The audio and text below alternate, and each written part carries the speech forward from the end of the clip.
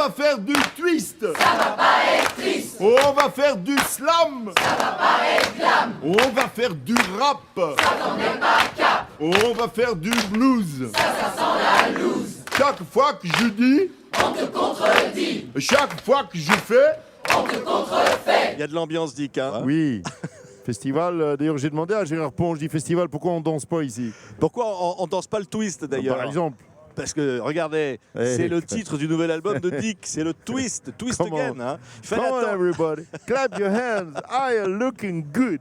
And let me Fallait- sing you a song and all men on and let you come back to twist again. Ok, on va la faire en anglais alors. C'est le 20e album de Dick et ça y est, il fait du twist, enfin, c'est ce qu'on attendait depuis toujours, Dick. Hein. Mais tu parlais de Gérard Pont. Oui. Gérard Pont qui produit les Francopholies m'a dit tout à l'heure, c'est grâce à Dick que les Francopholies existent parce que ça a été le premier concert que j'ai produit. Si j'avais pas gagné de l'argent, il n'y aurait rien eu derrière.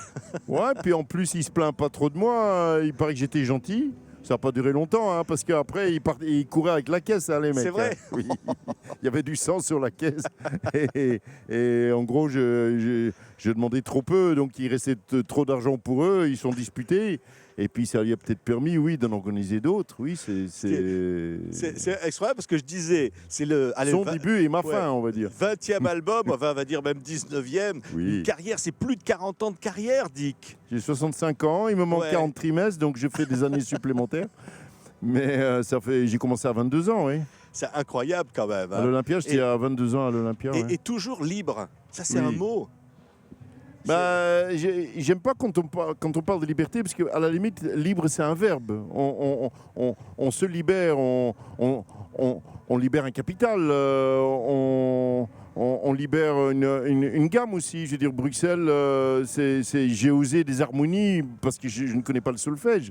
De ne pas connaître les règles, ça me permet en effet d'en inventer d'autres. C'est ça. Et donc c'est la liberté d'inventer une chanson française peut-être un peu différente. Je ne suis pas français, donc voilà. Néerlandais, mais grandi à Bruxelles quand même. C'est grand l'étranger, hein. C'est vrai, c'est c'est très grand. très très grand. La France est un peu petite à côté. Mais Dick, tiens, tu parlais de Bruxelles. Hmm. C'est quand même un titre, c'est devenu un classique. Immense classique. Bah, c'est devenu tellement un classique que d'une part, je suis devenu citoyen d'honneur, je ne suis même pas belge, de Bruxelles. Et puis là, on est en train de travailler sur un projet 12 villes, parce que j'ai pas fait exprès. J'ai écrit 12 autres chansons sur des villes, Lille, Coutances, Luxembourg sur le nouvel album. Luxembourg sur le dernier, Tchernobyl Blues, Xilinji, une ville qui a été incendiée en Chine, dans le Heilongjiang, le blues de Londres. Et donc, le prochain projet, c'est en effet avec un orchestre classique, un orchestre symphonique. On va réinventer ces capitales parce que j'ai beaucoup d'émotions, moi. J'ai à la limite plus d'émotions à l'égard d'une ville, à l'égard d'un quartier, à l'égard d'une rue, qu'à l'égard d'un homme ou d'une femme. Je suis très ému par les villes Ouais. et c'est des morceaux, en effet, que j'ai bichonnés comme je ne suis pas chef, mais les œuvres sont là. Une ville est une œuvre Ouais. collective.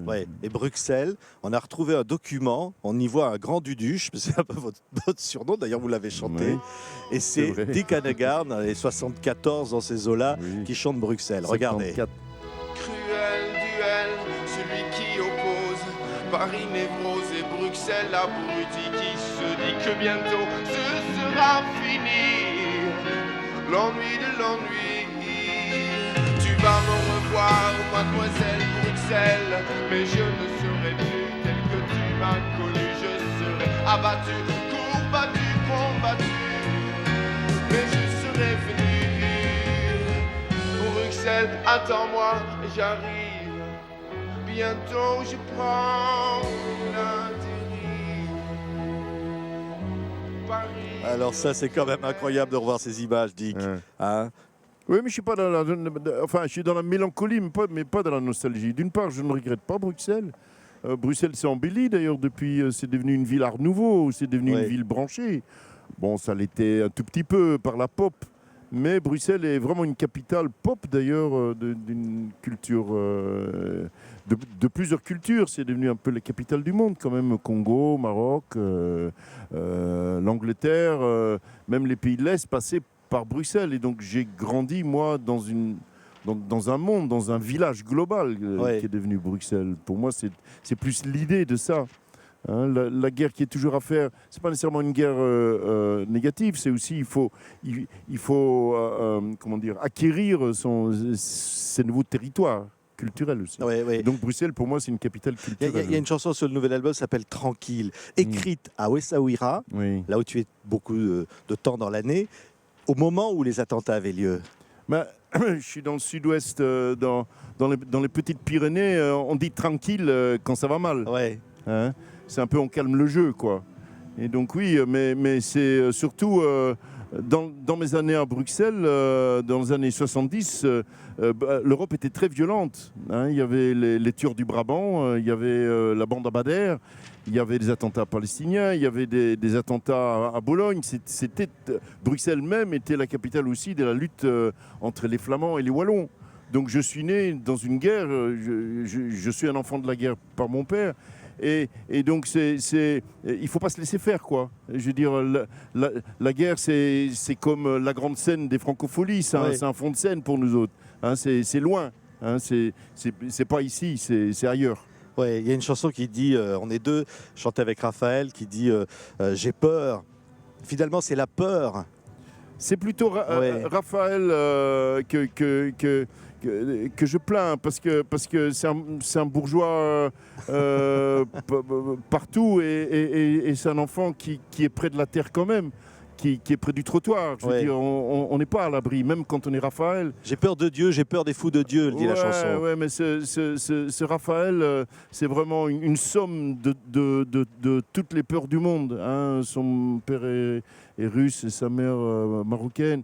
Je veux dire, Claude François, il avait une chanson Pauvre petite fille riche. Ouais, Hein, et donc, c'est un pauvre petit enfant riche alors. Bon, mettons. Allez, mais, s'il nous entend. Mais en tout cas, quand je rêve de Raphaël, je rêve d'un chien mouillé sur un pont d'un bateau naufragé au petit matin.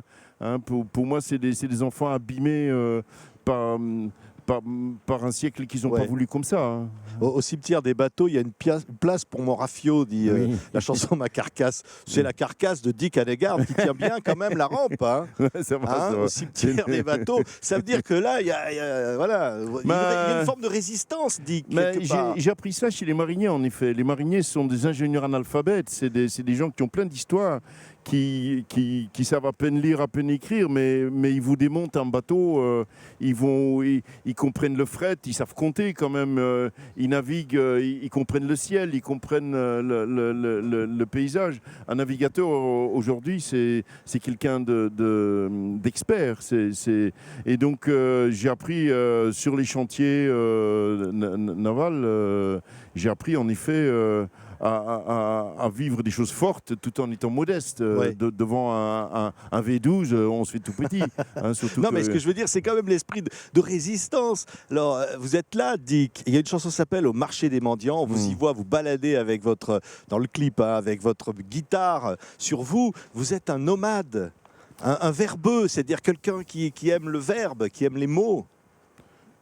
Absolument, mais surtout dans le mot s'acquiert en marchant. Je veux dire, on prie avec les jambes, on espère que c'est mieux ailleurs. Et on échoue souvent. Je veux dire, le marché des mendiants, c'est quand même aussi le champ des accidentés de la vie. Que nous sommes tous. On a tous une période où il manque des trimestres, hein, où on ne sait pas où on est, mais ça ne va pas. Donc oui, c'est le marché des mendiants. D'ailleurs, ça commence par Mario et ça finit par Marius, qui vend des tulipes au marché aux puces. C'est moi. Hein, et je me suis trouvé en effet dans des vides-greniers, où je me suis trouvé sur la place Beaubourg sur une poubelle à chanter avec Guigui Mouna du Rimbaud, ou dans des manifs à essayer de placer mon disque parce qu'il n'y avait nulle part d'autre où je pouvais trouver un public. Donc oui, j'ai arraché le morceau, oui, et chaque chanson est long à écrire parce que je ne me contente pas de l'écriture automatique. Pour que ça paraisse naturel et chantable par d'autres, c'est beaucoup de travail et c'est beaucoup de marche. Il s'incline devant le client qui lui coupe le vent. Il s'incline devant le client qui lui donne l'argent au marché des mendiants. Pour quelqu'un qui avait dit assez vite au début de sa carrière, je quitte le système, ça avait fait d'ailleurs un grand raffut dans tout le showbiz, vous chantez enfin du twist, Dick. Je n'utilise pas oui. ce vocabulaire. Désolé, c'est le vocabulaire de tous les derniers candidats. Ça n'a jamais été le mien. C'est vrai. Ça n'a jamais été le mien. J'ai enregistré chez Polydor. J'étais à l'Olympia à 23 ans. Oui, à un certain moment, j'ai dit j'ai quitté la compétition. Il y a un système partout. Une chanson, c'est un système. On n'est pas si libre que ça. C'est une poésie sous contrainte, la chanson. Donc, c'est pour ça que je dis je suis libre, c'est un verbe, mais la liberté et système et ce vocabulaire un peu figé, je l'évite. Oui. Je comprends ce que vous voulez dire, mais je suis éditeur moi-même. J'ai créé une association. Je vais créer un fonds de dotation. Oui.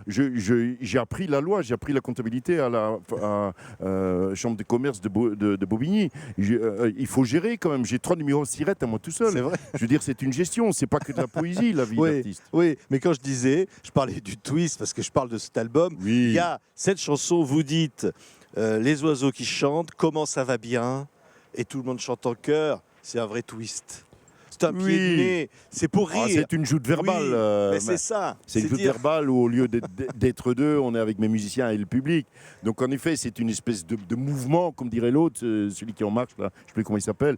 Bon, je veux dire, le mouvement, c'est le lot de nous tous. Et donc là, c'est un mouvement collectif qui s'appelle Twist Ensemble. D'ailleurs, je l'ai appelé Twist Ensemble plutôt que Twist Again.